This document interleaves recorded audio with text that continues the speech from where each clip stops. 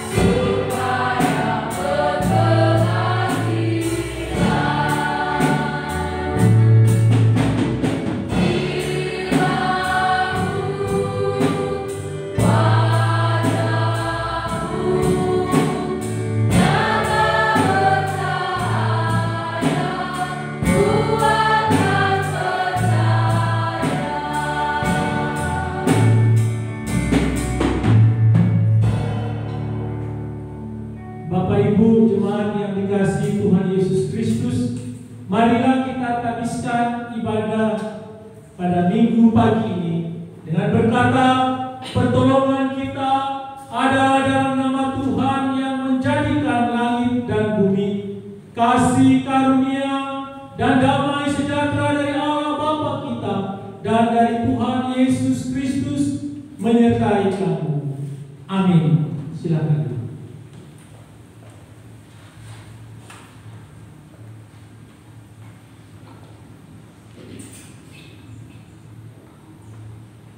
Nas pembimbing terambil dari 1 Tawarik pasal 16 ayat 29. Begini bunyi firman Tuhan. Berilah kepada Tuhan kemuliaan namanya, bawalah persembahan dan masuklah menghadap Dia.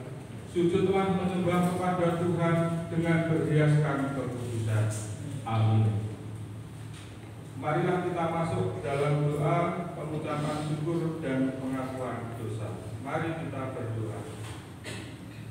Tuhan Yesus Allah Bapa yang bertata di dalam kerajaan surga yang mulia, kami sungguh mengucap syukur dan berterima kasih atas pimpinan, pertolongan, bahkan penyertaan Tuhan dalam hidup kami, sehingga di pagi yang indah ini kami boleh memenuhi panggilan kudus Tuhan di rumah ini. Bapa, sebelum ibadah kami lanjutkan, terlebih dahulu ampunilah di setiap dosa dan kesalahan kami, dosa hati, pikiran, ucapan, bahkan seluruh hidup kami dan perbuatan kami yang berdosa. Ya Tuhan, mari ampuni kami.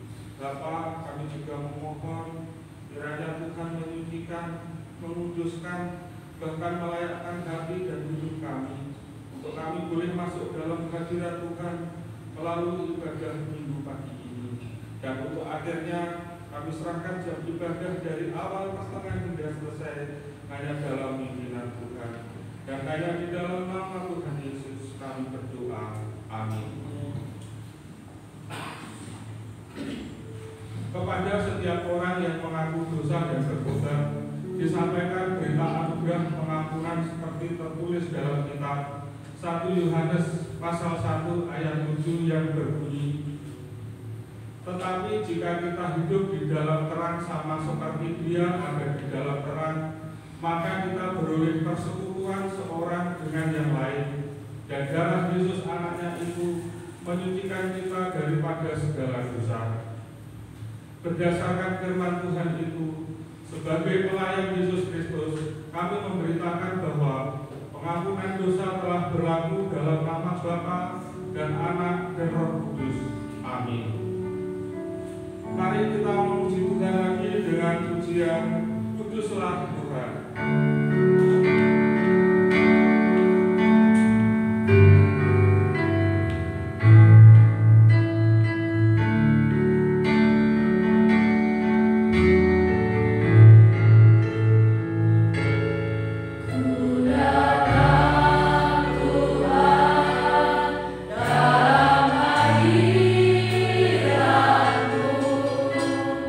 Beriasa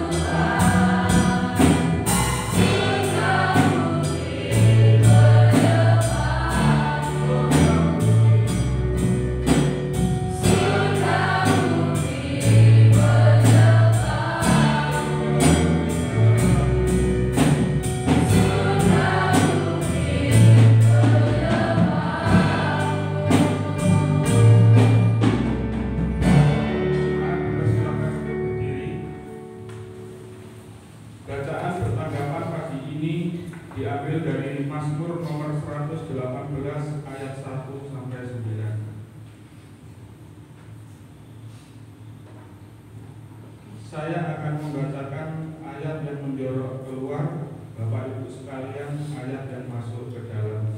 Begini bunyi firman Tuhan. Nyanyian puji-pujian, bersyukurlah kepada Tuhan sebab Ia baik. Bahwasanya untuk selama-lamanya kasih setianya. Biarlah Israel berkata, Bahwasanya untuk selama-lamanya kasih setianya. biarlah kaum Harun berkata, Bahwasanya untuk selama-lamanya kasih setianya. biarlah orang yang takut akan Tuhan berkata, Bahwasanya untuk selama-lamanya kasih setianya. dalam kesesakan aku telah berseru kepada Tuhan.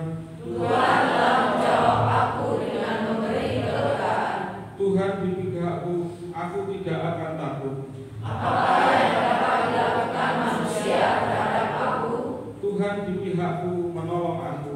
Aku akan memandang rendah mereka yang membenci aku, Lebih baik berlindung pada Tuhan, daripada percaya kepada manusia, lebih baik berlindung pada Tuhan. daripada percaya kepada bangsawan. Amin. Dipersilahkan duduk kembali. Mari kita memuji Tuhan lagi dengan pujian Datanglah Kebaiknya.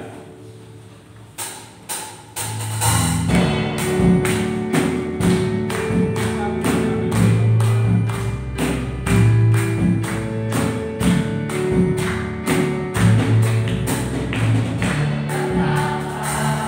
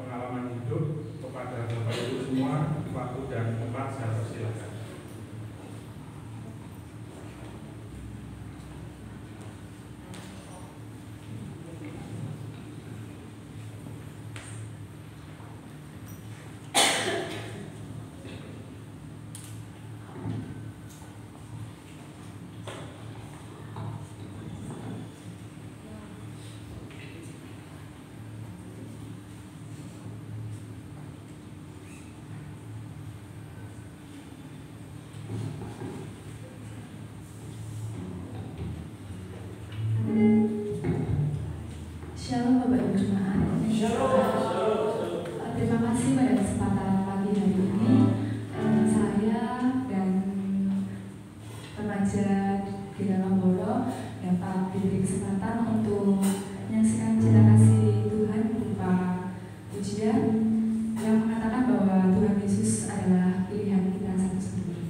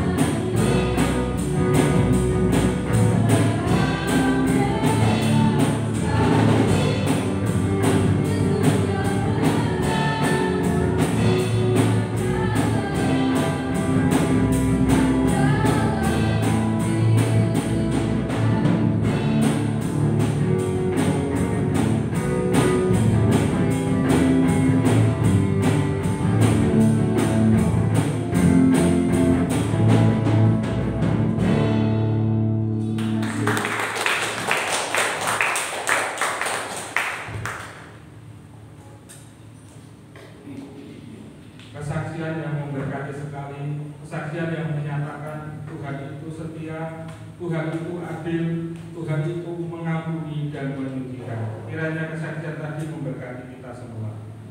Mungkin masih ada lagi yang akan bersaksi. Jika belum ada, untuk menyambut firman Tuhan, marilah kita angkat pujian bagaikan sejarah.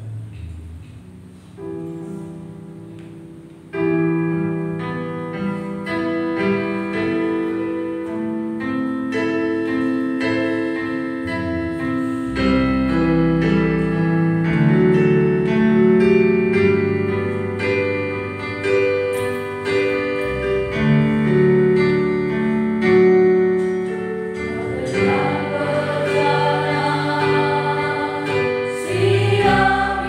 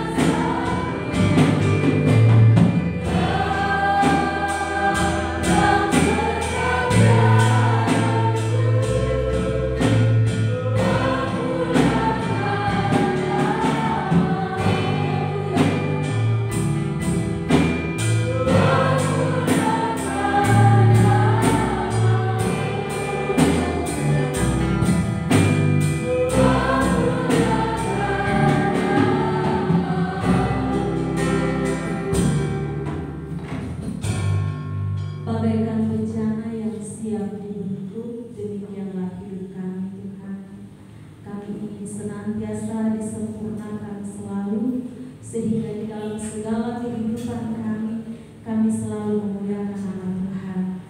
Dan saatnya pada pagi hari ini Bapa, kami mau memberi hati kami untuk hidup seperti berjani. Kiranya firman Tuhan yang akan kami baca pada saat ini boleh membentuk kami Tuhan, sehingga hidup kami selalu dan senantiasa memuliakan nama Tuhan. Kami akan memberikan hati, pikiran kami, hidup kami untuk bersama-sama merenungkan akan kebenaran firman-Mu. Namun kami sangat menyadari Bapa, ketika firman Tuhan disampaikan, ada si jalan yang tidak pernah berhenti untuk menggoda kami. Oleh karena itu pada saat ini kami berdoa, kami mau satukan hati kami tolak di dalam nama Tuhan Yesus Kristus segala roh-roh yang tidak berasal daripada Tuhan, tidak berhak dan berkuasa atas kehidupan kami. Kami hanya berdoa Tuhan, kami mohon kiranya Roh Kudus yang datang daripada Tuhan, yang sudah mekaruniakan bagi kami, menguasai setiap kami yang hadir di tempat ini, menguasai seluruh ruangan hati dan pikiran kami, bahkan menguasai seluruh ruangan ini, sehingga jalannya pemberitaan firman Tuhan dapat berjalan dengan baik. Setiap kami boleh mendapatkan pencerahan pribadi yang datang daripada Tuhan, sehingga kami boleh mengerti dan memahami apa maksud dan isi hati Tuhan dari firman yang kami baca. Hamba yang akan menyampaikan pemberitaan firman Tuhan pada pagi hari ini, mari Tuhan Engkau urapi hamba-Mu Bapa, taruh hamba-Mu di balik kayu salib, dan saat ini biar hanya kemuliaan Tuhan saja yang nampak bagi kami semua. Biarlah hanya kemuliaan Tuhan yang boleh kami nikmati pada saat ini, dan apa yang kami dengarkan itu benar-benar berasal dari isi hati Tuhan. Terima kasih Tuhan, mari berfirman bagi kami semua, karena kami sudah siap untuk mendengarkannya. Demi Yesus Kristus firman yang hidup itu kami berdoa. Amin.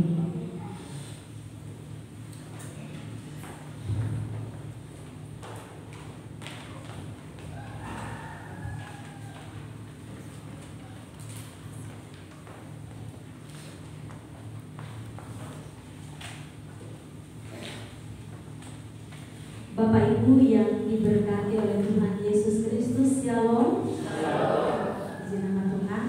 Apa kabar Bapak Ibu? Puji Tuhan, luar biasa. Baik, pagi hari ini kita masuk di minggu yang pertama di bulan Februari. Tidak terasa ya, kita sudah menginjak bulan yang kedua di tahun 2023. Dan tema besar yaitu Growing in Christ. Jadi kita bertumbuh di dalam Kristus ya. Baik Bapak Ibu yang dikasihi oleh Tuhan Yesus Kristus, untuk itu bacaan yang kita baca bersama-sama pada hari ini terambil dari 1 Tawarik pasal 16 ayat 23 sampai 31.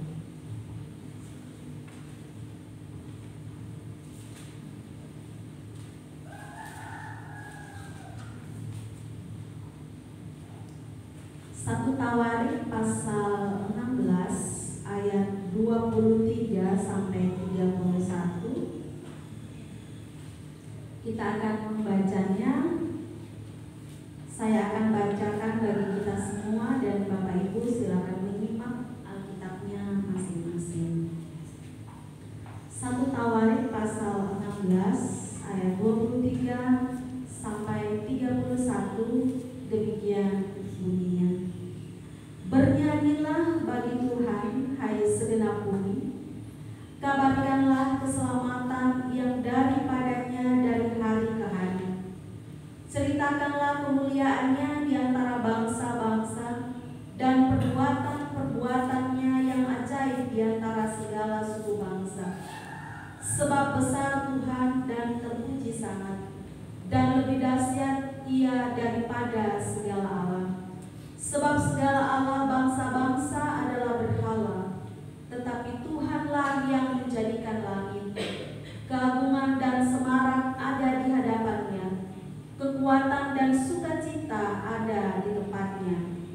Kepada Tuhan, hai suku-suku bangsa, kepada Tuhan sajalah kemuliaan dan kekuatan. Berilah kepada Tuhan kemuliaan kemuliaan namanya. Bawalah persembahan dan masuklah menghadap Dia. Sujudlah menyembah kepada Tuhan dengan berhiaskan kekudusan. Gemetarlah di hadapannya, hai segenap bumi. Sungguh tegak dunia tidak bergoyang. Biarlah langit bersukacita dan bumi bersorak-sorak. Biarlah orang berkata di antara bangsa-bangsa, Tuhan itu Raja. Amin. Demikian jauh pembacaan firman Tuhan bagi kita semua. Yang berbahagia adalah kita yang mendengarkannya, yang membaca, merenungkannya, serta melakukannya di dalam kehidupan kita hari lepas hari. Bapak Ibu jemaat Tuhan yang dikasihi oleh Tuhan Yesus Kristus, bulan ini kita akan bersama-sama merenungkan kebenaran firman Tuhan, yaitu berkaitan dengan bertumbuh di dalam Kristus. Bagaimana kita sudah belajar tentang kita berakar, kita menancapkan iman yang teguh kepada Tuhan, kepada Kristus, dan saatnya ketika akar itu sudah ditancapkan ke dalam tanah, sudah di dalam Kristus, maka harusnya dia bertumbuh. Nah, hari ini kita bersama-sama akan merenungkan kebenaran firman Tuhan di bawah bacaan yang sudah kita baca bersama-sama. Perikop dari bacaan ini yang sebenarnya adalah, walaupun tema renungan kita adalah penyembahan bersama yang memuliakan Allah, namun tema renungan kita pada hari ini maksudnya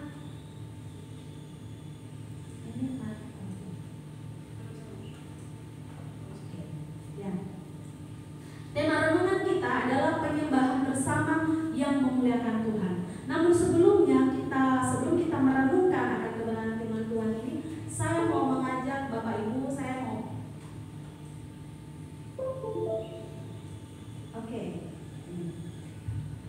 Bapak Ibu tahu ini ya?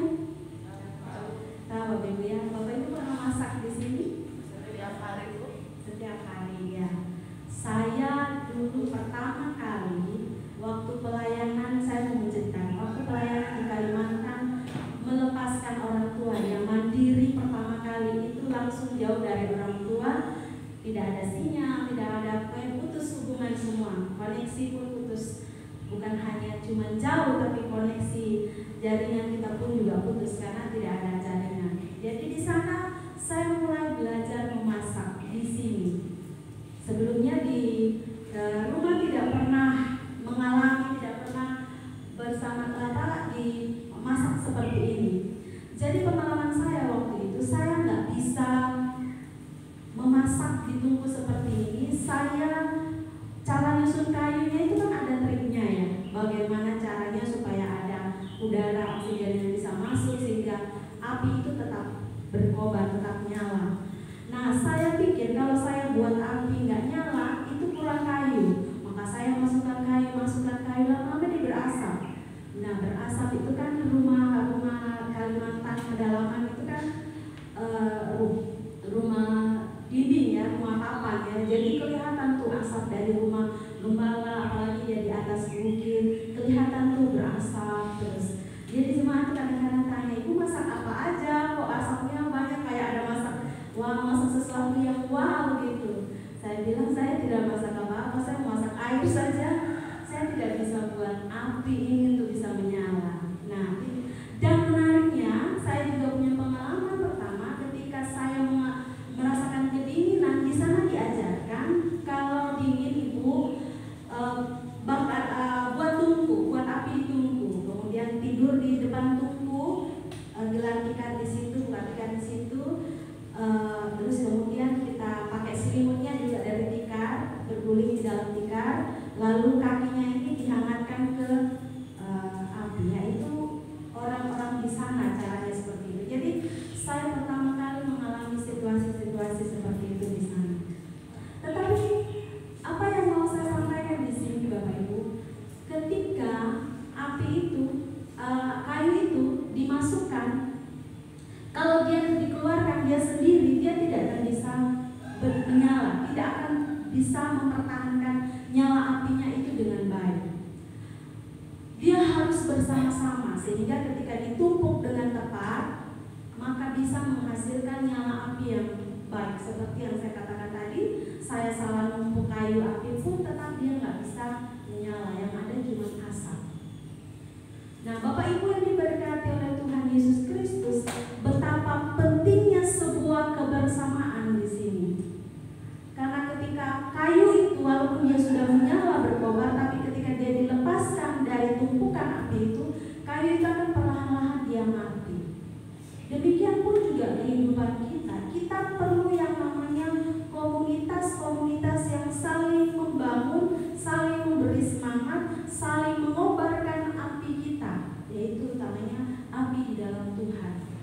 Pentingnya kita ada hidup bersekutu supaya kita bisa bertumbuh di dalam Tuhan bersama-sama.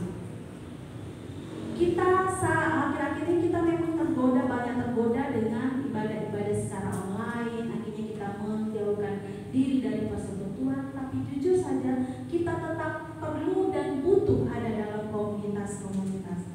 Sekuat apapun kita, perlahan-lahan api itu akan pudar dan kemudian mati. Kita akan kesulitan. Sehingga ketika kita benar-benar sudah hidup dalam Tuhan, kita perlu komunitas yang sehat.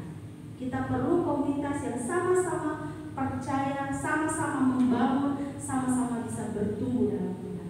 Dan salah satu komunitas itu adalah di gereja kita ini. Kita akan bersama-sama hidup di dalam persekutuan, satu persekutuan untuk saling membangun, saling membakar, saling menyalakan api roh Tuhan itu dalam hati kita untuk berkobar-kobar, melayani Tuhan, kuat di dalam Tuhan, saling menyemangati satu dengan yang lain. Karena jujur Bapak Ibu, kita secara psikologi kita manusia ini, kita kadang-kadang semangat kita itu naik turun. Itu wajar sekali. Kadang semangat, kadang turunnya kadang sedikit, tapi kadang turunnya drastis sampai mandek betul-betul. Tapi kalau misalnya mandek terus itu ya lama-lama mati. Tapi kita butuh yang namanya pemantik lagi, sehingga ketika kita mandek kita dikobarkan lagi kembali, semangat lagi. Jadi kalau kita mengandalkan diri kita bahwa saya ini orangnya semangat, saya nggak butuh kamu, saya tetap semangat, tidak. Karena kita manusia, sehingga kita butuh Tuhan, butuh sesama untuk saling mengobarkan. Nah, Bapak Ibu yang diberkati oleh Tuhan Yesus Kristus, mari kita kembali kepada pembacaan kita tadi. Kalau kita lihat pembacaan yang baru saja kita baca, ini adalah salah satu bagian dari perikop yang judul perikopnya adalah nyanyian puji-pujian Daud. Ini adalah sebuah bentuk nyanyian puji-pujian Daud, karena kalau Bapak Ibu perhatikan cara menulisnya itu sama seperti cara siapa menulis? Daud di dalam kitab Mazmur. Jadi ini sedang bermazmur sebenarnya, tetapi di dalam kitab Tawarik. Nah, menjadi pertanyaan mengapa puji-pujian ini disampaikan oleh Daud? Mari kita lihat bersama-sama. Karena kan kalau dia menyampaikan sebuah puji-pujian itu pasti ada latar belakangnya. Mari kita lihat bersama-sama. Di sana di dalam ayat yang ke-7 dikatakan demikian. Kemudian pada hari itu juga maka Daud untuk pertama kali menyuruh Asaf dan saudara-saudara sekuatnya menyanyikan syukur bagi Tuhan. Jadi ini nyanyian puji-pujian Daud, tetapi yang disampaikan oleh Asaf. Nah, mari kita lihat siapakah Asaf ini. Asaf ini di dalam 1 Tawarik pasal 6 ayat 31 sampai 47. Di sana Bapak Ibu bisa perhatikan perikopnya saja, berjudul apa di sana? 1 Tawarik 6.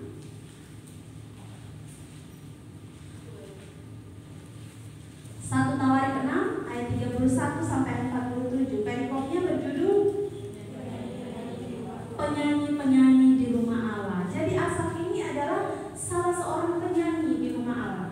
Mari kita lihat.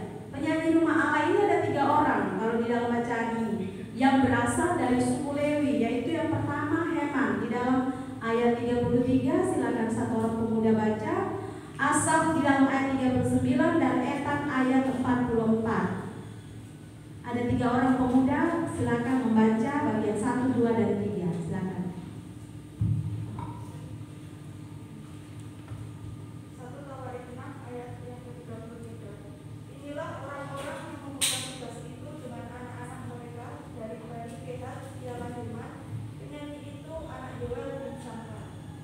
Oke, terima kasih. Yang ayat 39.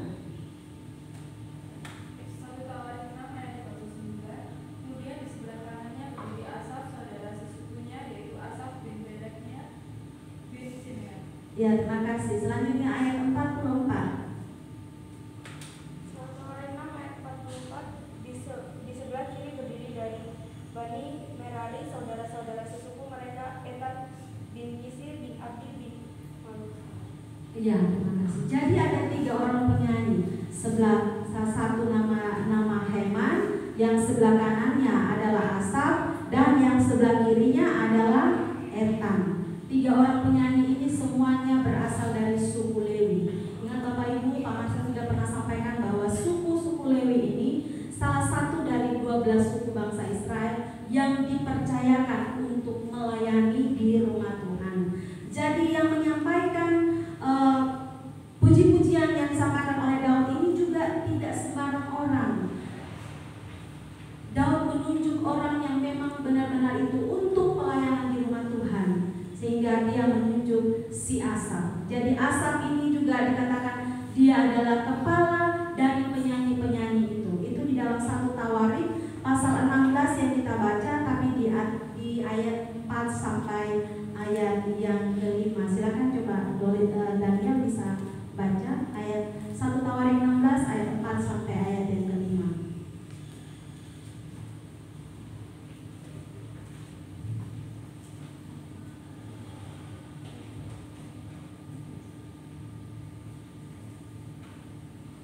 Tawarik 16 ayat 4. Juga diangkatnya dari orang Lewi itu beberapa orang sebagai pelayan yang melakukan tentang Tuhan untuk memasukkan Tuhan Allah Israel dan menyanyikan syukur dan puji-pujian baginya.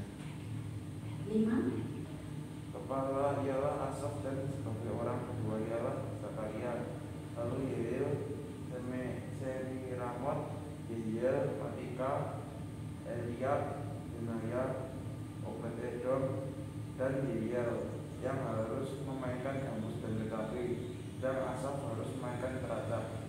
Ya, terima kasih. Ya, jadi itulah Asaf dikatakan sebagai kepala daripada penyanyi-penyanyi orang-orang yang melayani Tuhan. Nah, Bapak Ibu yang diberkati oleh Tuhan Yesus Kristus, apa sebenarnya yang melatar belakangi Daud menyampaikan puji-pujian tersebut lewat Asaf? Yang pertama, Daud menyaksikan bagaimana Saul itu mati karena tidak setia kepada Tuhan. Yaitu di dalam 1 Tawarik 10 ayat 13 sampai 14 dikatakan demikian. Demikianlah Saul mati karena perbuatannya yang tidak setia kepada Tuhan. Oleh karena ia tidak berpegang pada firman dan juga karena ia telah meminta petunjuk dari arwah dan tidak meminta petunjuk Tuhan. Sebab itu Tuhan membunuh dia dan menyerahkan jabatan raja itu kepada Daud bin Isai. Jadi bagaimana sebelumnya raja sebelum Daud ini adalah Saul. Saul telah berbuat sesuatu di mana dia tidak setia kepada Tuhan. Ketika dia mau menghadapi peperangan, dia meminta petunjuk dari arwah nenek moyang. Sehingga dia Saul ini mati oleh karena Tuhan sendiri yang membunuh dia. Tuhan membunuh dia dan menyerahkan akhirnya jabatan raja itu kepada Daud bin Isai. Jadi Saul adalah raja yang mengandalkan kekuatan dirinya sendiri. Namun beda dengan Daud. Yang kedua, Daud ini berhasil merebut kembali Yerusalem dan menetap di sana. Tetapi apa yang dia lakukan ini adalah berkat pertolongan Tuhan. Mari kita baca di dalam 1 Tawarik 11 ayat 4 sampai 7.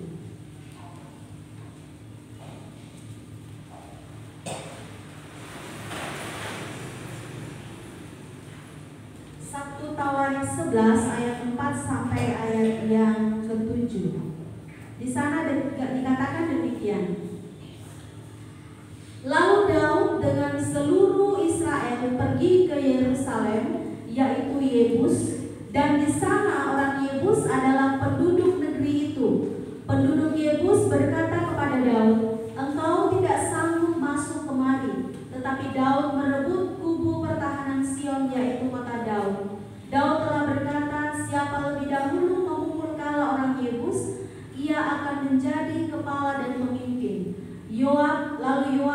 Seruya yang menyerang lebih dahulu, maka ia menjadi kepala. Lalu Daud menetap di kubu pertahanan itu, sebab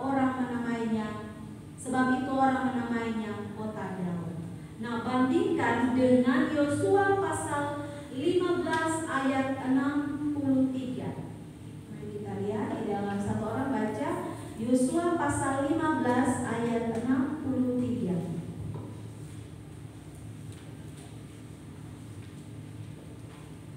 Silakan Mas Sony baca Yosua pasal 15 ayat 63.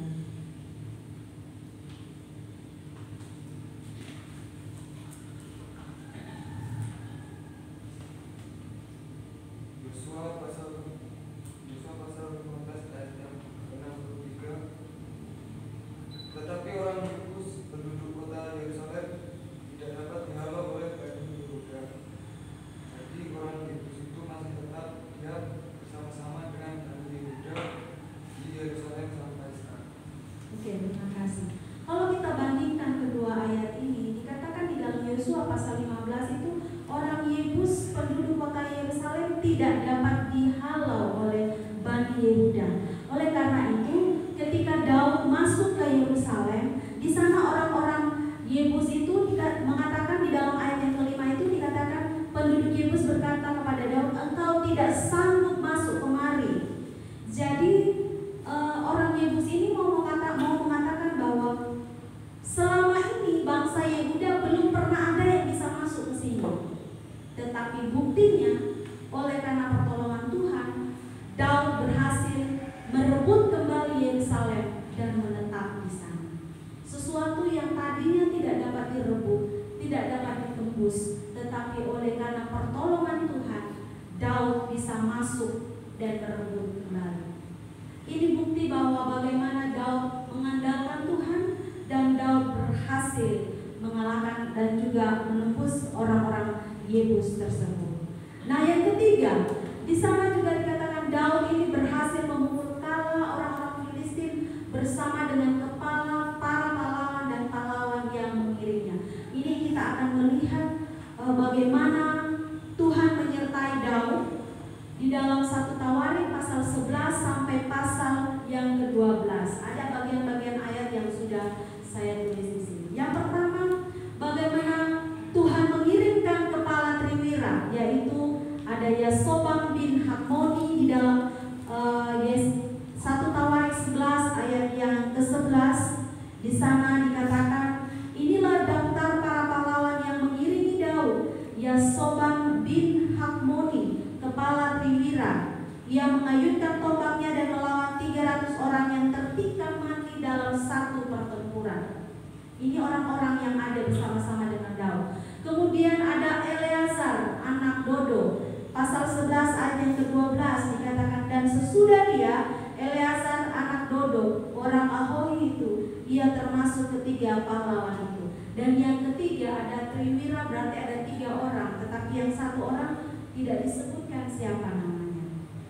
Nah, selain ada triwira, kepala triwira atau kepala pahlawan-pahlawan yang menyertai Daud di dalam peperangan melawan orang-orang Filistin, ada juga pahlawan-pahlawan Daud di dalam 1 Tawarik pasal 11. Di dalam ayat yang ke-20 dikatakan ada Abisai, adik daripada Yoab. Mari kita lihat 1 Tawarik pasal 11 ayat yang ke-20. Di sana dikatakan, Abisai adik Yoab, dialah kepala 30 orang itu, dan dialah yang mengayunkan tombaknya melawan 300 orang yang mati ditikamnya, yang mendapat nama di antara ke-30 orang itu. Kemudian ada Benaya bin Yoyada di dalam ayat 22 sampai ayat yang ke-23. 1 Tawarik 11 ayat 22 sampai ayat yang ke-23. Silakan perhatikan Alkitabnya. Selanjutnya Benaya bin Yoyada, anak seorang yang gagah perkasa, yang besar jasanya, yang berasal dari Kabzel, ia menewaskan kedua pahlawan besar dari Moab. Juga pernah ia turun ke dalam lubang dan membunuh seekor singa pada suatu hari bersalju. Pula ia membunuh seorang Mesir, seorang yang tinggi perawakannya 5 hasta tingginya. Di tangan orang Mesir itu ada tombak seperti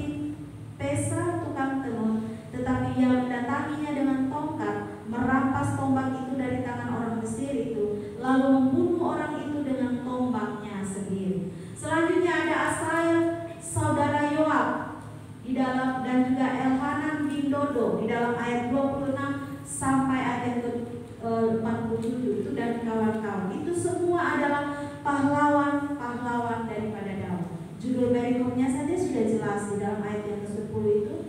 Di atas judul perikopnya adalah pahlawan-pahlawan Daud.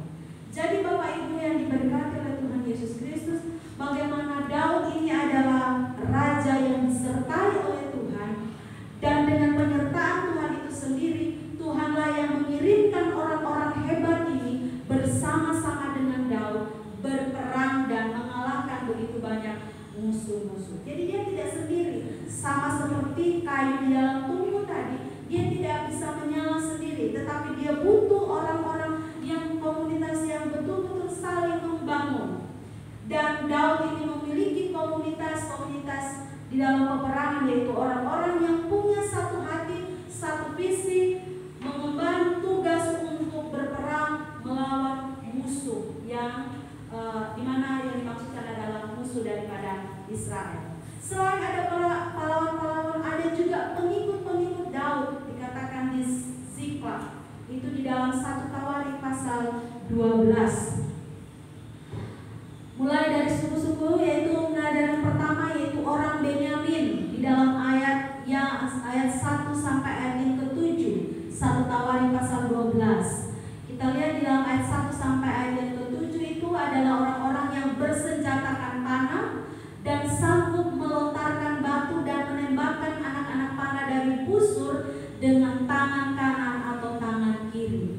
Saya membaca ini, saya bilang luar biasa. Tentara, orang-orang pengikut-pengikut Daud ini juga, mereka bukan pahlawan, mereka hanya pengikut, tetapi mereka juga bukan orang-orang yang ecek-ecek ya, orang-orang yang luar biasa karena mampu sanggup melontarkan batu dan juga menembakkan anak-anak panah dari tangan kiri atau tangan kanan, gitu, sama bisa melakukannya.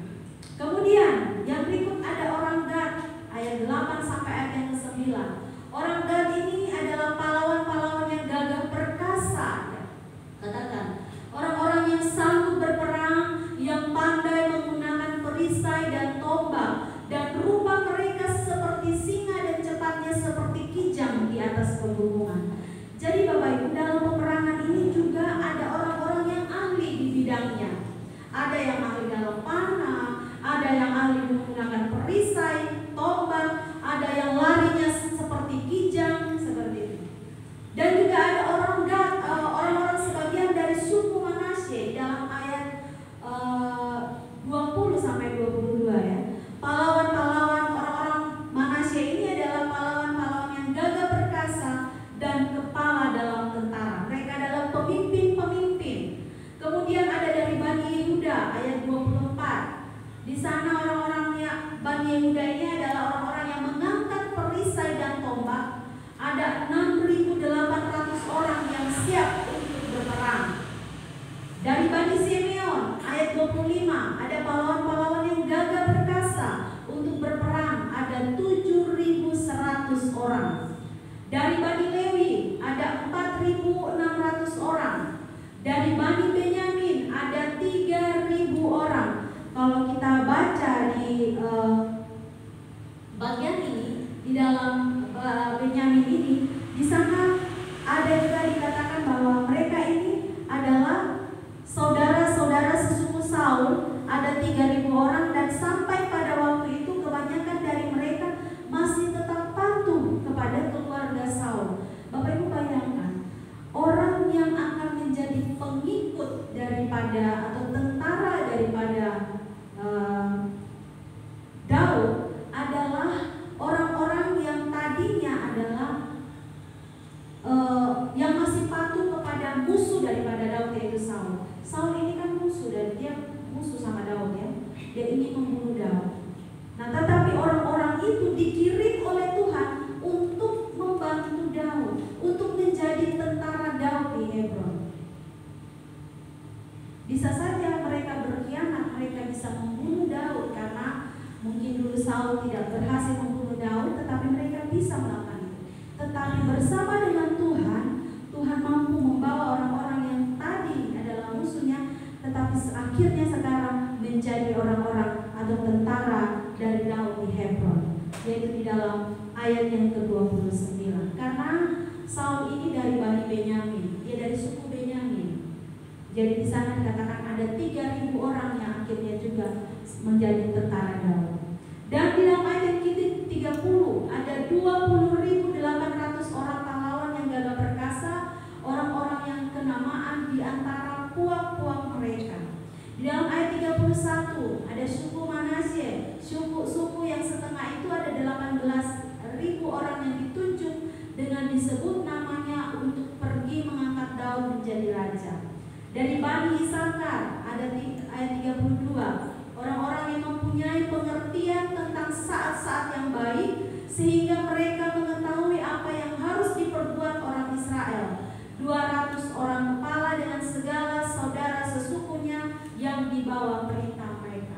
Jadi ada Bani Isakar, bukan hanya ada orang-orang yang pandai dalam peperangan, tetapi ada dari Bani Isakar ini mereka punya pengertian kapan Israel harus maju, kapan harus berdiam, kapan harus mundur, seperti itu. Orang-orang ini adalah orang-orang yang punya pengertian sehingga mereka bisa mengetahui apa yang harus diperbuat oleh orang Israel. Bayangkan bahwa orang-orang seperti ini memperkuat akan kubu pertahanan daripada Daud, dan itu semua dikirim oleh Tuhan. Beda dengan Saul tadi. Kalau Saul tadi mengandalkan kekuatan dari apa Bapak Ibu? Arwah. Dia tidak mengandalkan Tuhan, tetapi dia bertanya kepada arwah-arwah roh nenek moyang. Beda dengan Daud. Nah, kemudian ada juga dari Zebulon ayat yang ke-33 dikatakan dari Zebulon ini adalah orang-orang yang sanggup berperang, yang pandai berperang dengan berbagai-bagai senjata. 50.000 orang yang siap memberi bantuan dengan tidak bercabang hati. Ini juga penting. Bagaimana menjadi sebuah persekutuan jika dalam persekutuan itu ada orang-orang yang bercabang hati, yang berkhianat. Karena itu persekutuan tidak akan suatu visi tidak akan tercapai dengan baik ketika persekutuan itu ada orang-orang yang bercabang hati. Di dalam ayat yang ke-34 ada dari Naftali 1.000 orang pemimpin dan bersama-sama mereka 37.000 orang yang membawa perisai dan tombak. Ayat yang ke-35 dari orang-orang Dan, sukunya dia namanya Dan. Orang-orang Dan ini adalah orang-orang yang siap untuk berperang, 28.600 orang. Selanjutnya ayat yang ke-36 dari Asher, orang-orang yang sanggup dan pandai untuk berperang, 40.000 orang. Selanjutnya dalam ayat yang ke-37 dari orang Ruben, orang Gad, dan setengah dari suku Manasye dari seberang sungai Yordan. Orang-orang ini adalah orang-orang yang membawa berbagai-bagai senjata perang, 120.000 orang. Nah, demikianlah Bapak Ibu, semua yang sudah kita baca ini adalah tentara-tentara, pahlawan, pengikut-pengikut Daud yang memperkuat kubu pertahanan daripada Daud untuk melawan musuh-musuh Israel. Bapak Ibu yang diberkati oleh Tuhan Yesus Kristus, di sini Daud kelihatan bahwa dia berperang melawan bangsa Filistin dengan kepala para pahlawan pengikut dan juga tentara-tentara yang ada. Dengan bersama-sama Daud memimpin peperangan, bersama-sama dengan tentara-tentara pahlawan yang ada dan pengikut-pengikut yang ada, Daud memimpin semua orang ini untuk menyerang musuh-musuh yang ada sehingga akhirnya mereka mengalami kemenangan demi kemenangan. Daud adalah raja yang berhasil memimpin bangsa Israel.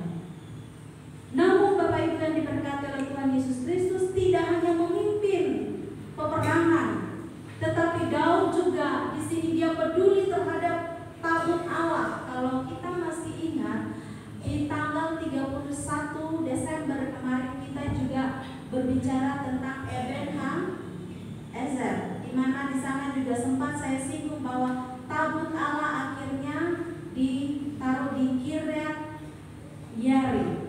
Nah, di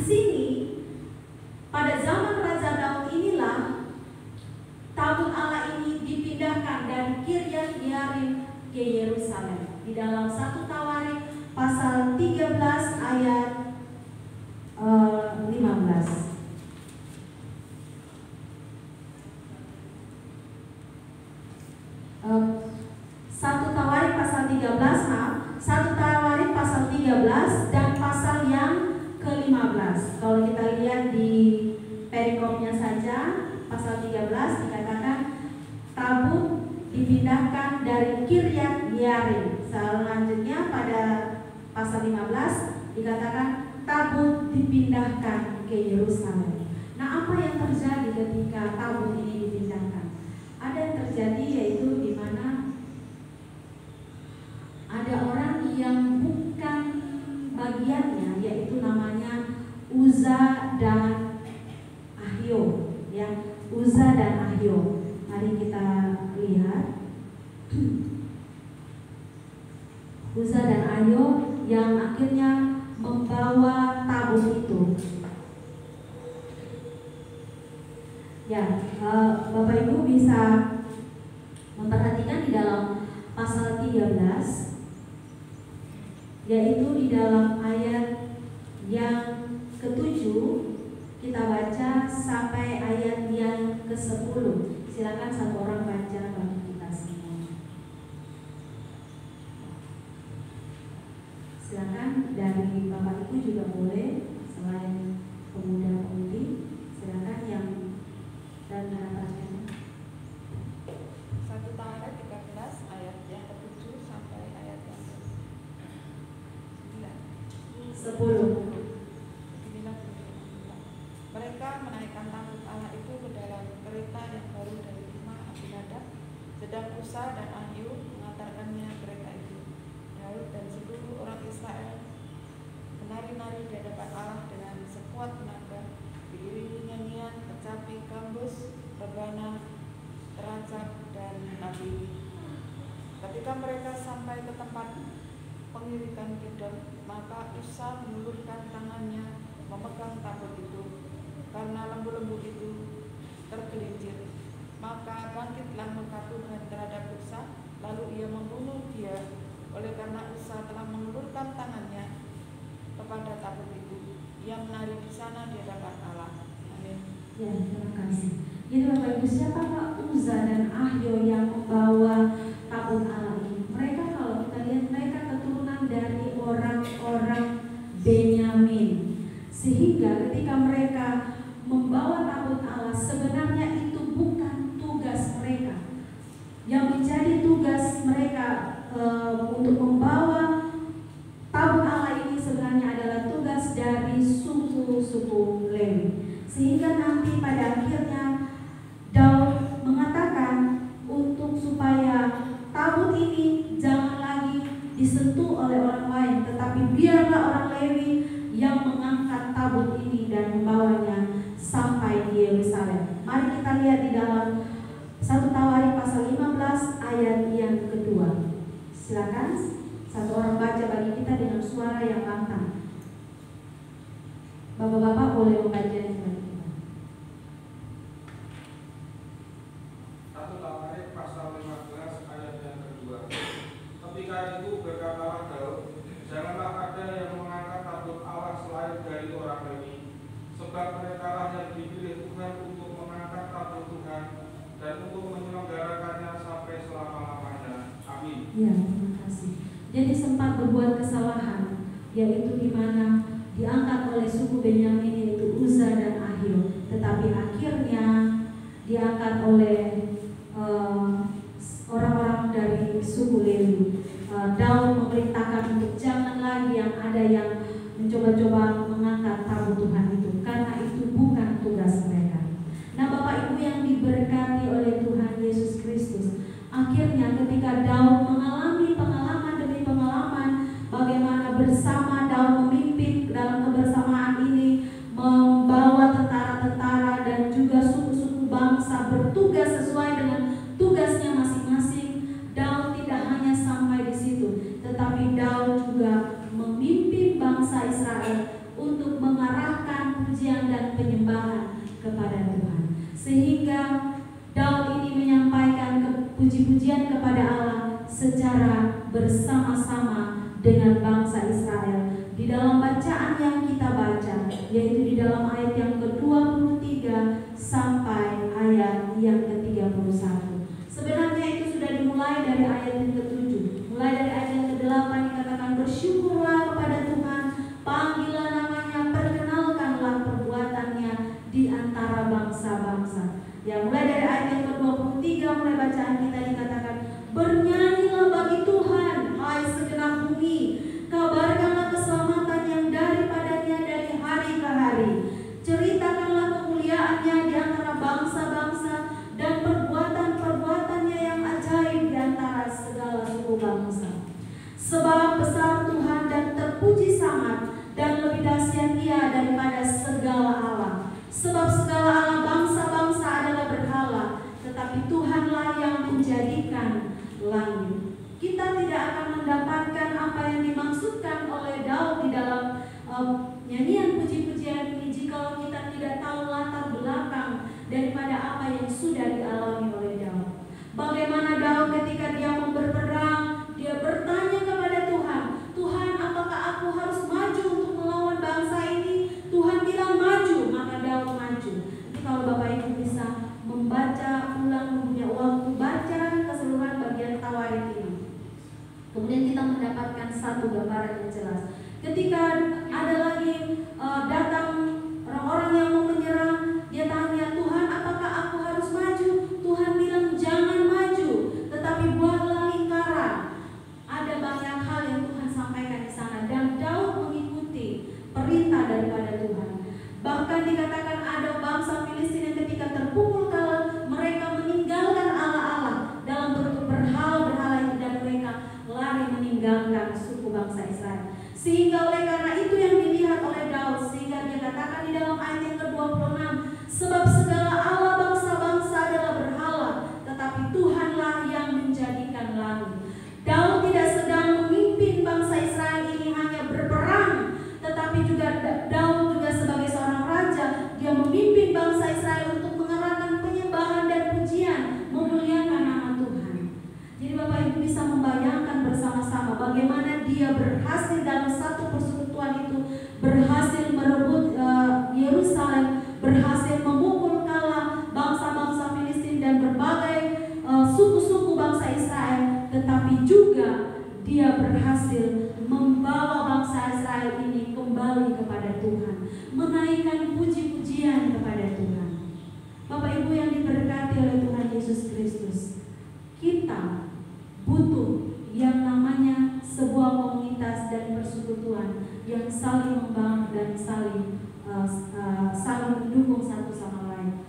Kita tidak hanya di dalam gereja, kita tidak hanya sedang merebut visi dan misi pribadi, atau mungkin kita mau mencapai tujuan-tujuan pribadi kita.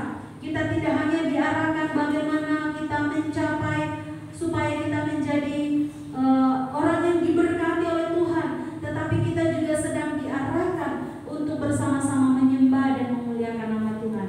Tetapi orang-orang yang bisa dapat menyembah dan memuliakan nama Tuhan itu hanyalah orang-orang yang sudah berakar di dalam Tuhan, sehingga oleh karena bentuk pertumbuhannya di dalam Kristus, dia bisa menaikkan penyembahan dan dia bisa memuliakan nama Tuhan. Bagaimana mungkin orang bisa bertumbuh, bagaimana orang bisa menaikkan puji-pujian sedangkan dia tidak pernah berakar di dalam Tuhan, dia tidak pernah mengenal kasih Tuhan. Kita sudah bersama-sama merenungkan firman Tuhan juga di dalam minggu yang kemarin dan juga di dalam ibadah rumah tangga, bagaimana seseorang harus berakar di dalam Kristus, dia harus semakin bertambah teguh di dalam iman dan percayanya, sehingga dia bisa dapat menaikkan ungkapan syukur, dan syukur itu di dalam bentuk penyembahan dan puji-pujian kepada Allah. Bagaimana dia bisa menaikkan itu jika dia tidak berakar dalam Tuhan? Karena ketika dia tidak berakar di dalam Tuhan, dia tidak akan pernah melihat segala sesuatu yang baik di balik segala persoalan yang ada. Daud, kalau dia hanya fokus pada musuh-musuh yang ada, dia tidak fokus bagaimana Tuhan mengangkat dia dari hari ke hari, maka dia tidak akan pernah menaikkan puji-pujian. Terlalu banyak hal yang Daud alami dalam kehidupannya, tetapi bagaimana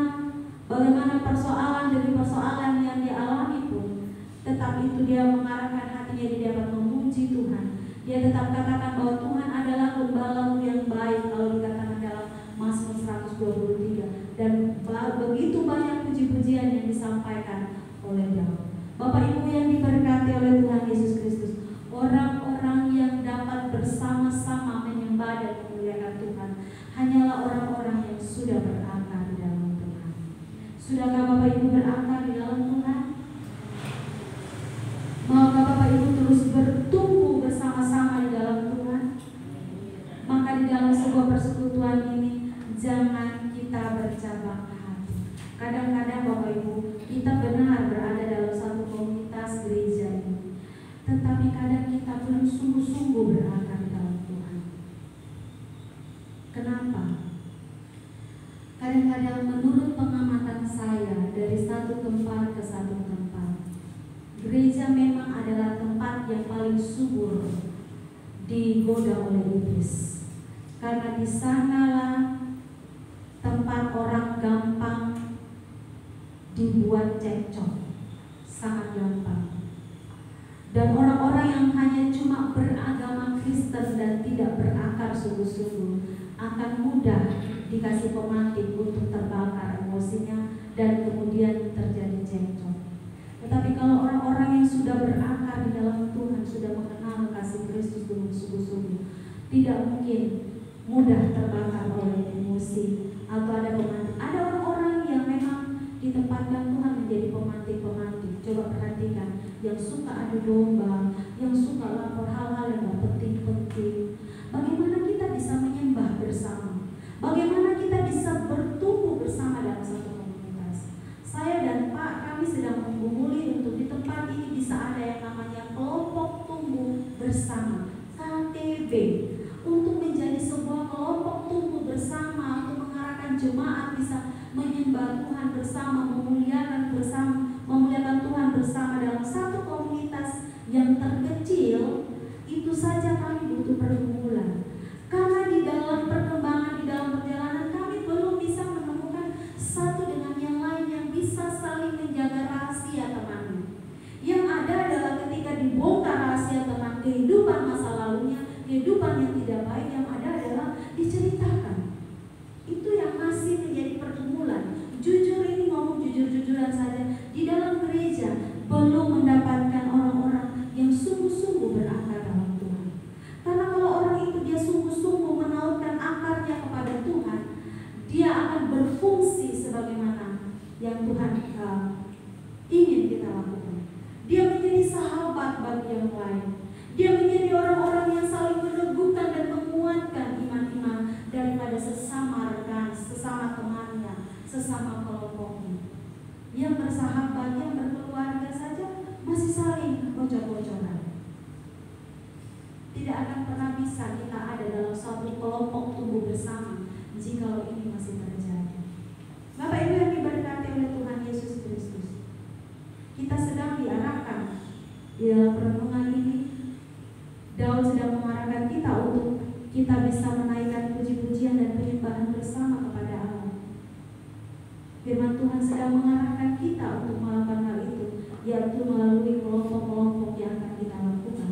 Tetapi yang perlu kita renungi bersama-sama, adakah kita sudah berakar sungguh-sungguh di dalam Tuhan? Itu dulu yang pertama. Kalau belum, maka kita akan susah masuk kepada tahap growing in Christ. Bapak Ibu yang diberkati oleh Tuhan Yesus Kristus, mari kita belajar. Kita belajar untuk kita berada dalam satu persekutuan, kita belajar untuk terus berakar di dalam Tuhan, sehingga sebagaimana Daud memimpin umat Israel untuk mengarahkan puji-pujiannya kepada Tuhan, kita pun juga bisa diarahkan untuk menjadi penyembah-penyembah, bisa bersama-sama menyembah dan memuliakan Tuhan oleh karena kebaikan-kebaikannya. Dan kita akan bisa dapat bertumbuh bersama-sama lewat komunitas-komunitas yang baik. Jadilah umat-umat Kristen yang terus bertumbuh di dalam Tuhan. Jadilah umat-umat Kristen yang terus berakar di dalam Tuhan. Jadilah umat-umat Kristen yang saling menguatkan dan meneguhkan satu dengan yang lain untuk bisa mencapai visi dan misi Tuhan. Tuhan Yesus memberkati kita semua. Amin. Mari kita berdoa. Bapa Surgawi, Bapa yang kami sembah, di dalam nama anak Yesus Kristus kami bersyukur, kami berterima kasih kepadamu Tuhan, karena hari ini kami boleh belajar daripada Daud, bagaimana Daud berhasil memimpin bangsa Israel untuk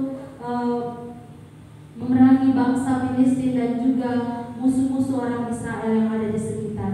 Namun juga Daud mengarahkan pandangan daripada umat-umat Israel ini untuk menaikkan pujian dan penyembahan kepada Allah yang telah membawa mereka untuk mencapai kemenangan demi kemenangan. Bapa yang ada dalam kerajaan sorga, kami sebagai umat Kristen pun, kami sudah banyak mengalami kemenangan dan berkat daripada Tuhan. Namun Tuhan, kami memohon kepada Tuhan, kami butuh suatu komunitas yang baik, kami butuh satu komunitas yang saling mendukung satu dengan yang lain. Kami butuh komunitas yang bisa dapat bertumbuh bersama, mulai dari dalam gereja kami Tuhan. Kami tidak sedang melihat pribadi orang lain, kami tidak sedang menghakimi pribadi orang lain, tetapi kami memulai daripada diri kami sendiri. Kami mengoreksi diri kami sendiri. Bisakah kami dijadikan sebagai orang-orang yang bisa dapat bertumbuh bersama di dalam Kristus, di dalam gereja ini? Bisakah kami bisa diandalkan sebagai orang-orang yang berfungsi sebagai penopang dan peneguh sesama iman, sesama jemaat Tuhan? Oleh karena itu Tuhan, kami berdoa, Tuhan mari koreksi setiap hati kami, kami yang masih belum dapat menjaga kerahasiaan sesama kami. Kami mohon kiranya Tuhan menolong kami. Kami yang masih berperan untuk mengadu domba sesama kami, kami mohon Tuhan koreksi kami. Tuhan berperkara di dalam kehidupan kami, sehingga growing in Christ bukan hanya sebagai sebuah tema besar, tetapi itu boleh terjadi di dalam kehidupan persekutuan kami. Sungguh-sungguh kami hidup sebagai umat Kristus yang terus bertumbuh di dalam Tuhan. Terima kasih Tuhan, terima kasih. Mari terus Engkau sucikan dan Engkau murnikan akan persekutuan jemaat Tuhan di tempat ini. Jiwa-jiwa ini adalah milik kepunyaan Tuhan. Kami semua umat kesayangan Tuhan yang telah Engkau tebus dari dosa. Karena itu kami mau mempersembahkan jiwa kami, hati kami, pikiran kami, tubuh kami sepenuhnya hanya kepadamu Tuhan. Terima kasih Tuhan, mari urapi setiap kami. Bapa yang dalam kerajaan sorga, hamba sudah berhenti untuk berkata-kata tentang firman Bapa. Hamba sangat terbatas dalam menyampaikannya, bahkan jemaat Tuhan juga terbatas dalam memahami. Tetapi Roh Kudus Tuhan yang terus memberikan kami pencerahan, sehingga kami terus hidup di dalam Tuhan. Terpujilah nama-Mu Bapa, ini doa dan sembahyang kami. Mari mengampuni dosa dan salah kami Tuhan. Hanya di dalam nama Anak Yesus Kristus Tuhan dan penolong kami berdoa. Amin.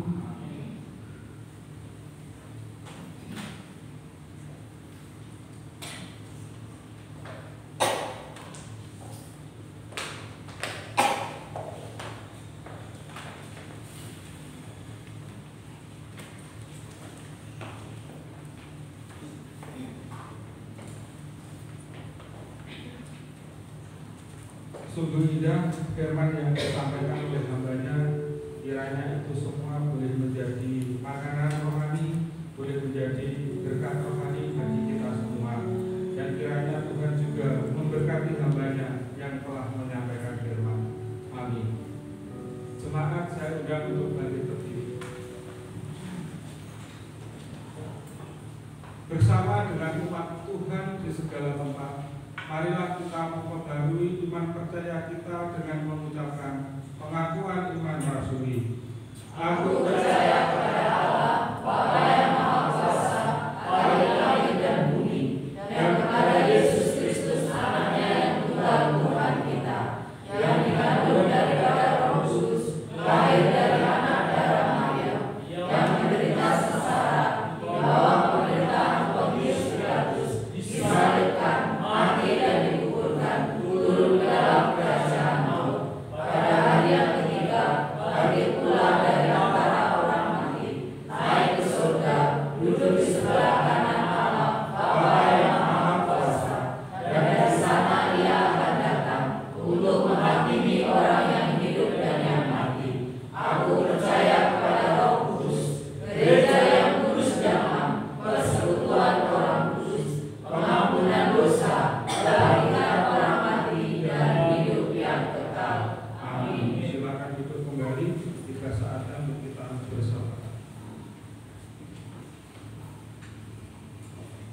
Baik Bapak Ibu, mari kita satukan hati kita tundukkan kepala kita dan kita mengangkat syafaat kita. Kita berdoa.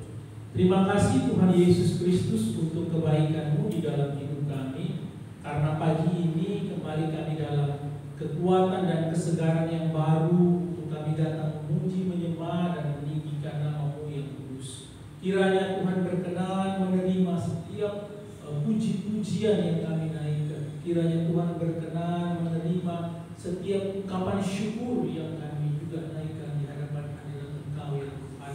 Sebagai bentuk kami boleh menikmati setiap anugerah yang Tuhan berikan di dalam kehidupan kami. Terima kasih untuk setiap pemeliharaan Tuhan yang begitu sempurna di dalam setiap kehidupan kami jemaat Tuhan di Gereja Kristen Dalam Kudus Polo ini Tuhan sampai detik ini. Terpujilah nama-Mu Bapa di surga. Kami juga mau membawa setiap beban pergumulan kami melalui syafaat ini Tuhan. Kami percaya bahwa Tuhan telah mengerti dan mengetahui apa yang sedang kami rasakan pada hari ini Tuhan, pada pagi ini Tuhan, atau pada waktu-waktu yang lalu dengan pergumulan yang kami alami ini Tuhan.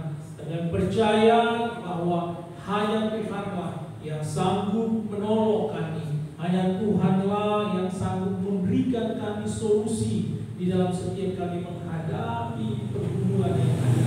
Bahkan ketika kami juga boleh mengalami hal ini Tuhan, kami juga bersyukur karena kami boleh dapat merefleksikan diri kami Tuhan. Apakah kami semakin jauh dari Tuhan? Apakah kami melakukan pelanggaran ataupun hal-hal lain yang itu membuat kami melanggar setiap perintah-perintah Tuhan? Kiranya Tuhan menolong kami sehingga kami bersama-sama bisa dapat mengoreksi diri kami Tuhan. Kami berdoa Tuhan kiranya juga mengampuni setiap dosa dan pelanggaran kami sekiranya itu oleh karena perbuatan-perbuatan dosa kami. Terima kasih Tuhan Yesus Kristus. Syukur kepada Allah untuk setiap beban kehidupan yang ada Tuhan di dalam setiap kehidupan kami. Dan hari demi hari itu akan membentuk kami. Hari demi hari itu akan membuat kami semakin kuat. Itu hari demi hari akan menolong kami untuk semakin hari berserah kepada Engkau ya Tuhan.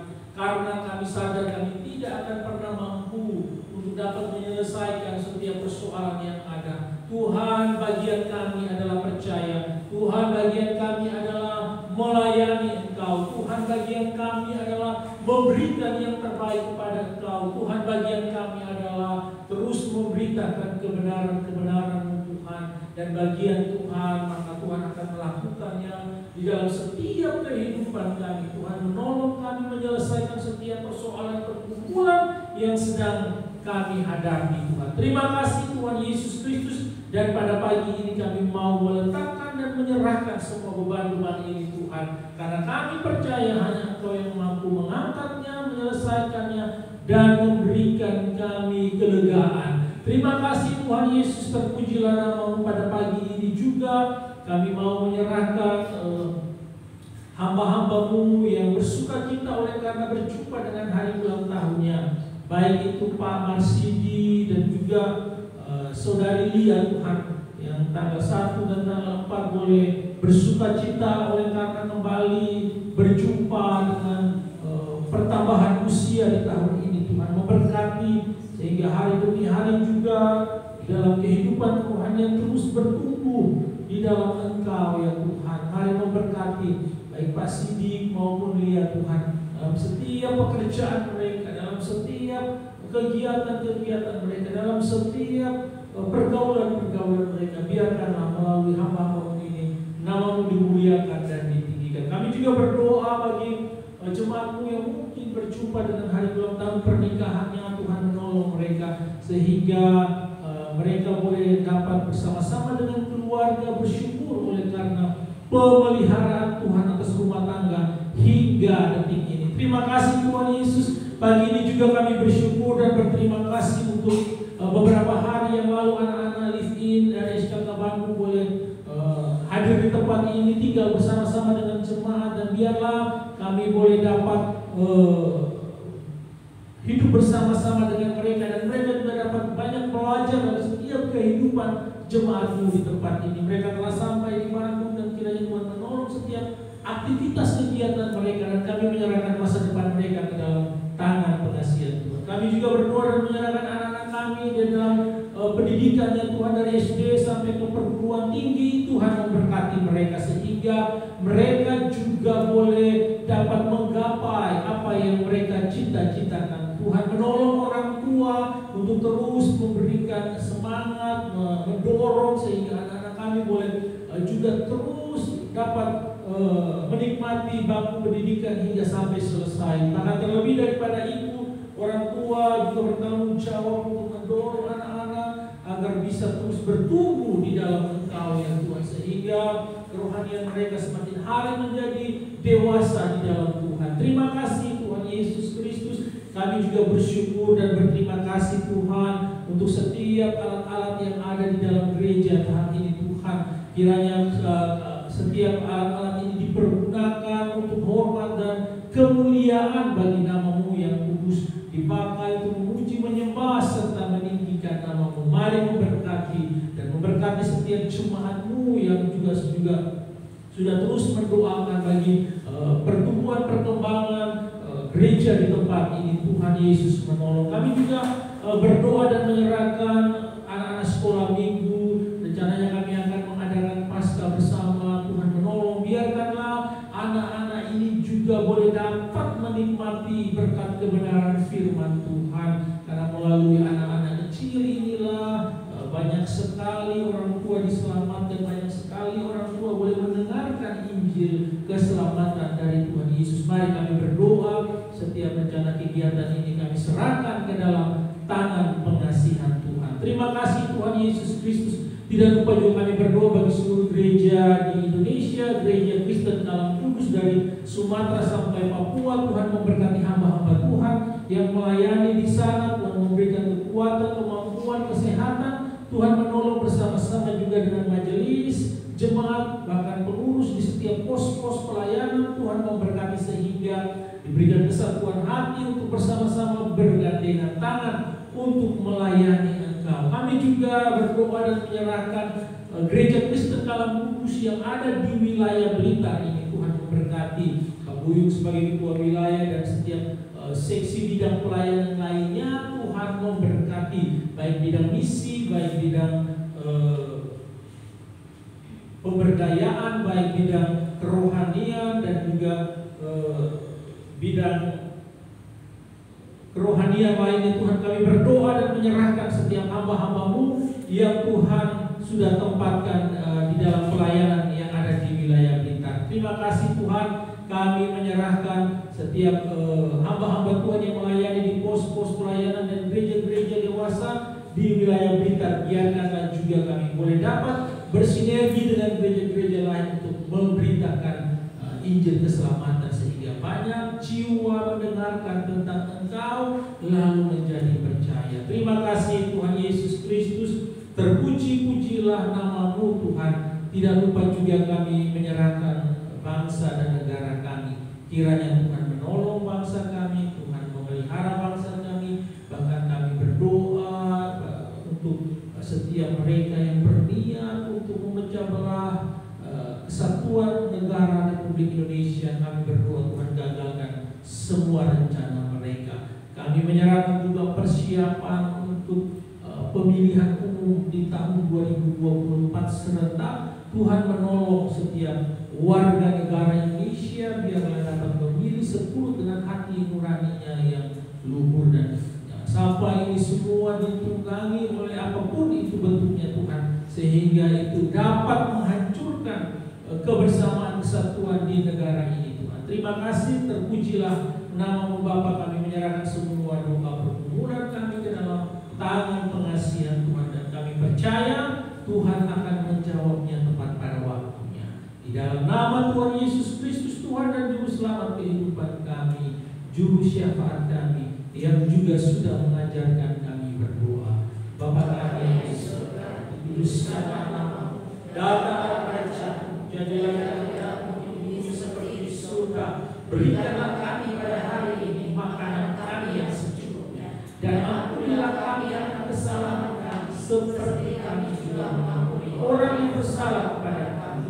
Dan janganlah membawa kami ke dalam pencobaan, tetapi lepaskanlah kami daripada yang jahat. Karena Engkau yang punya kerajaan dan kuasa dan kemuliaan sampai selama-lamanya. Amin.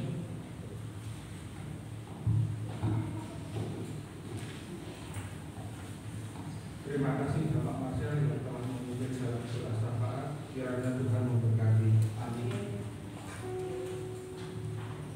Marilah kita memberikan yang terbaik kepada Tuhan dengan mengingat firman-Nya dalam 2 Korintus pasal 8 ayat 5. Begini bunyi firman Tuhan.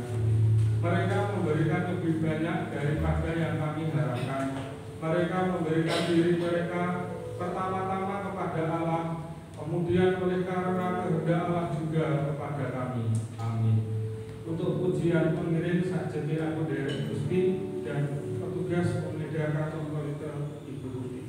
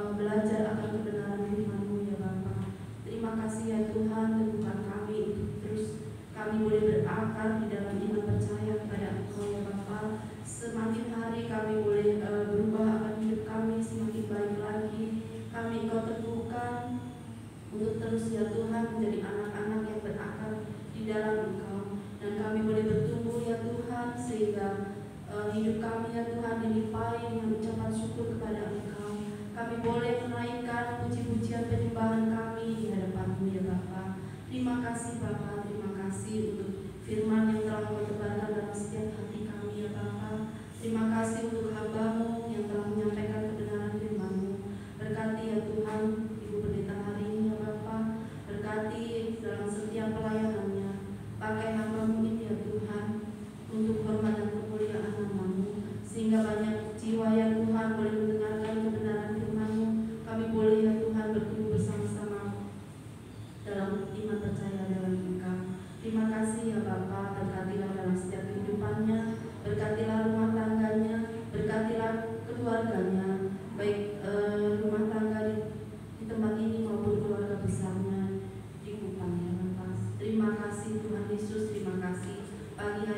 juga telah mengumpulkan persembahan ya Tuhan, rupiah demi rupiah yang telah kami kumpulkan ya Bapa.